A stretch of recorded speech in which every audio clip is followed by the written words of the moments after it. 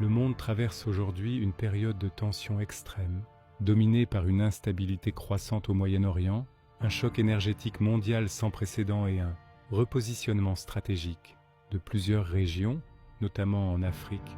Le premier foyer de tension reste le détroit d'Ormuz, devenu l'épicentre des inquiétudes internationales.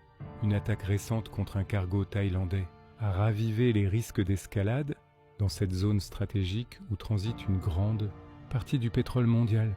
Les États-Unis, l'Iran et plusieurs puissances régionales se livrent à un bras de fer complexe, d'autant plus difficile à anticiper que la position du président américain, Donald Trump, demeure incertaine.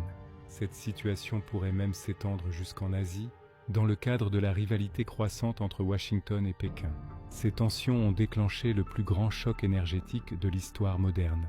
Les marchés pétroliers et gaziers sont extrêmement instables, les réserves mondiales sont sous pression, et les analystes tentent d'évaluer combien de temps l'économie globale peut absorber un tel stress.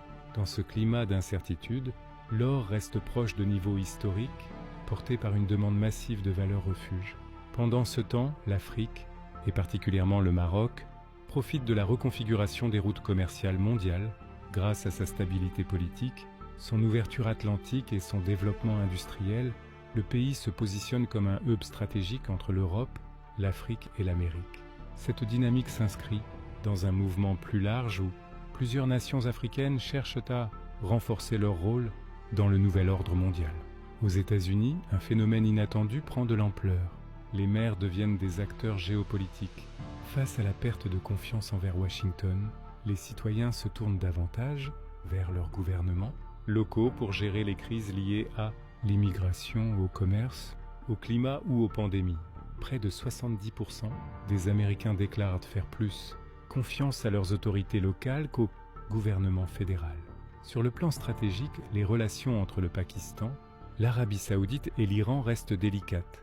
Malgré un pacte de défense, le Pakistan ne devrait pas intervenir directement contre l'Iran, se limitant à un soutien technique.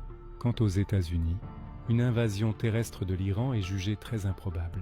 Les scénarios les plus réalistes évoquent plutôt des opérations ciblées et limitées, comme des raids commando.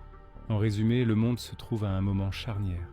Le Moyen-Orient concentre les risques d'escalade, l'économie mondiale subit un choc énergétique historique, l'Afrique se repositionne dans le nouvel équilibre global, et les États-Unis voient émerger de nouveaux acteurs politiques locaux capables d'influencer la scène internationale.